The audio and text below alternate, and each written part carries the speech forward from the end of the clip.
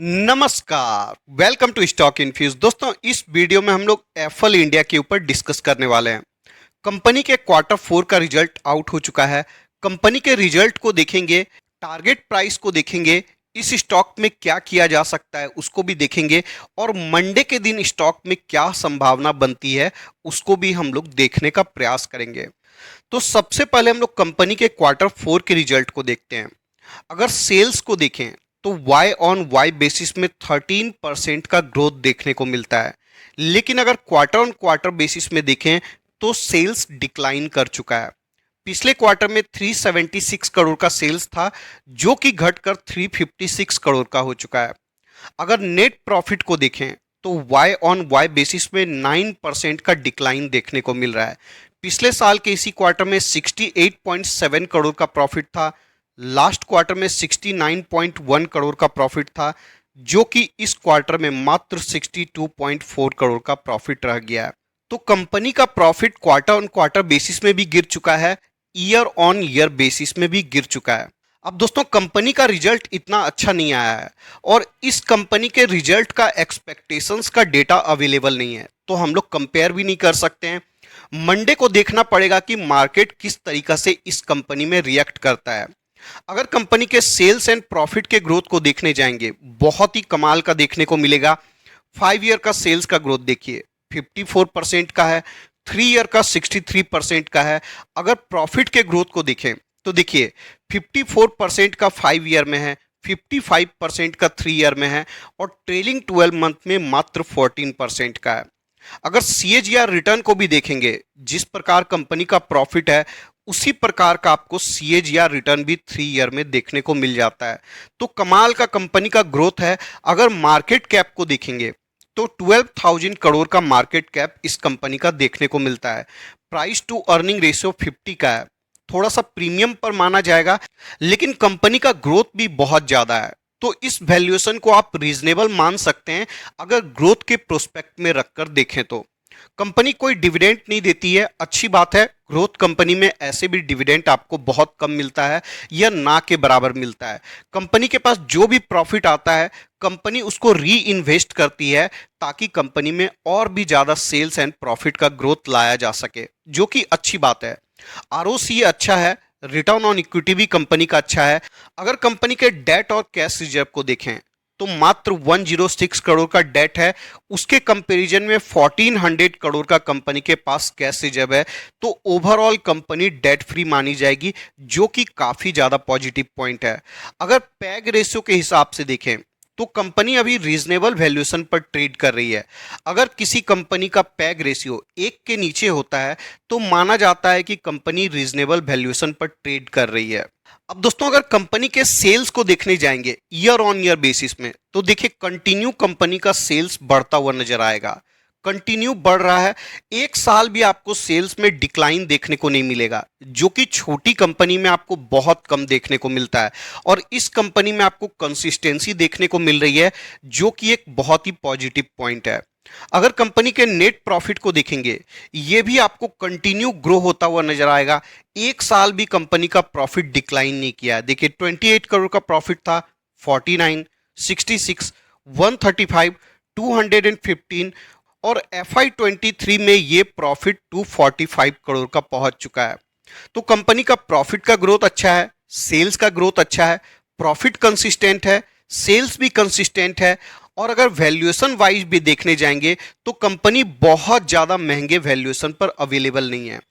जब से कंपनी की लिस्टिंग हुई है, आप देखिए कंपनी को क्या प्राइस टू अर्निंग रेशियो मिला है। Average price to earning ratio देखिएगा 71 का है, और करेंटली कितने पर है, 50 पर है। मतलब कंपनी अपने median price to earning ratio से नीचे के लेवल पर अवेलेबल है।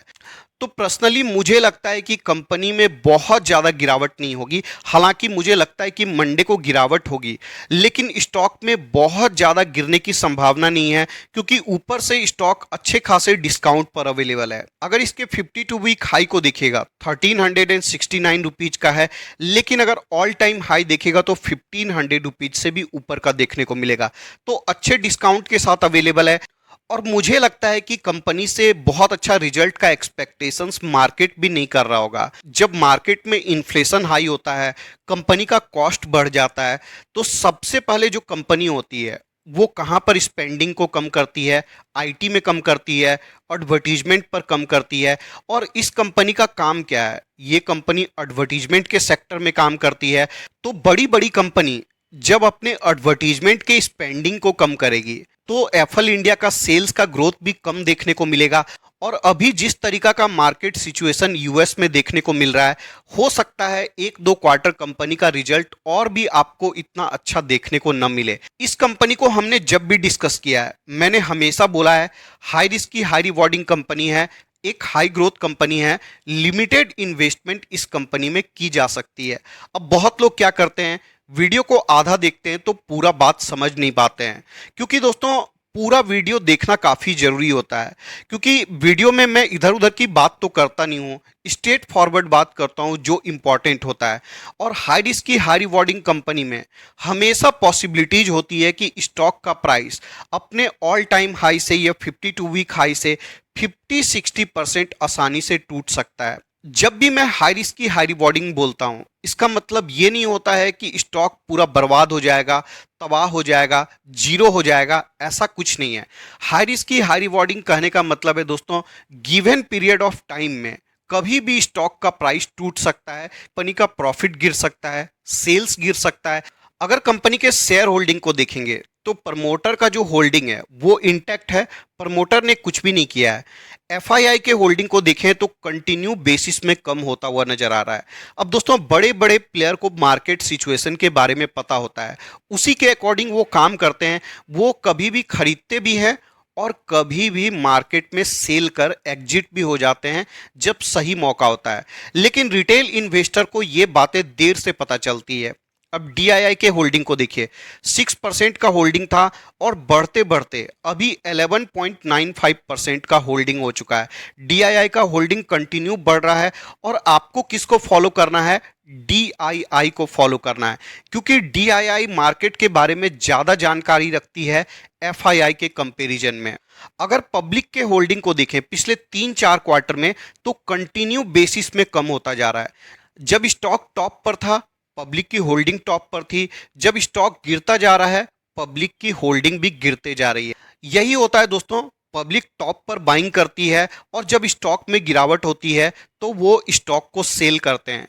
लेकिन जो बड़े प्लेयर होते हैं वो उल्टा करते हैं, जब टॉप पर होती है तो वो सेलिंग करते हैं और जब स्टॉक बॉटम पर आता है तो वो स्टॉक में बाइंग करते हैं। और ये हमें डीआईआई के डेटा देखने से भी पता चलता है।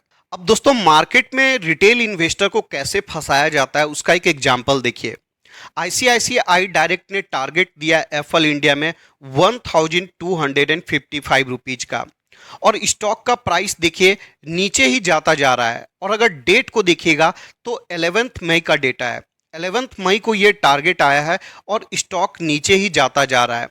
तो आप देख सकते हैं जब स्टॉक में गिरावट की संभावना होती है तो आपको बाई की रेटिंग दी जाती है, और जब स्टॉक में ऊपर जाने की संभावना होती है तो आपसे सेल कराने का रेटिंग दिया जाता है। इसलिए कभी भी किसी भी ब्रोकर के टारगेट को देखकर इन्वेस्टमेंट नहीं करना चाहिए। लेकिन लोग क्या करते हैं, सिर्फ टारगेट को सर्च करने में रहते हैं, कंपनी के बिजनेस को समझने में उनका इंटरेस्ट ही नहीं होता है। अगर आप सिर्फ टारगेट के ऊपर फोकस करेंगे तो कभी भी अपने लॉन्ग टर्म टारगेट को अचीव नहीं कर पाएंगे, जो भी आप फाइनेंशियली अचीव करना चाहते हैं। अगर आपको लॉन्ग टर्म अपने टारगेट को पूरा करना है, जो भी आपका टारगेट है, घर खरीदना है, बच्चों की शिक्षा के लिए, ये जो भी XYZ टारगेट है, अगर आपको पूरा करना है तो आपको किसी कंपनी के बिजनेस को भी समझना है, स्टॉक के नेचर को भी समझना है और उसी के अकॉर्डिंग इन्वेस्टमेंट का डिसीजन लेना है। अब दोस्तों अगर आपने इस स्टॉक में इन्वेस्टमेंट किया हुआ है तो आपको क्या करना चाहिए? मैंने आपको दिखाया कंपनी हाई ग्रोथ कंपनी है, तो कंपनी में किसी भी प्रकार का प्रॉब्लम नहीं है, डेट फ्री कंपनी है, हाई ग्रोथ कंपनी है, सेल्स कंसिस्टेंट है, प्रॉफिट कंसिस्टेंट है। तो अगर स्टॉक का प्राइस मान लीजिए मंडे को गिरता भी है तो आपको टेंशन फ्री होकर स्टॉक को होल्ड करना चाहिए।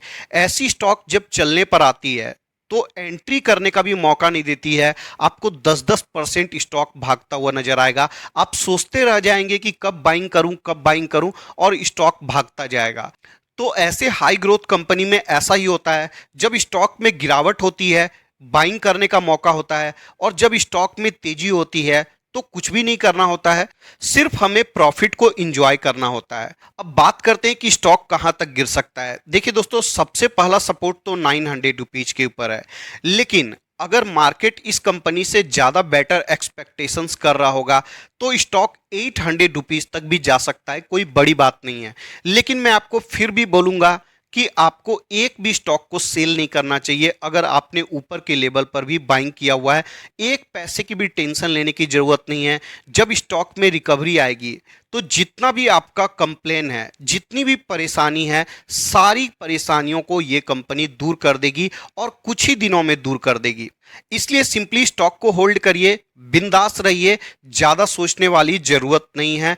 अगर आपको वीडियो पसंद आता है तो लाइक कर दीजिएगा। रेगुलर अपडेट्स के लिए चैनल को सब्सक्राइब कर सकते हैं। मिलते किसी और वीडियो में किसी और इंफॉर्मेशन के साथ।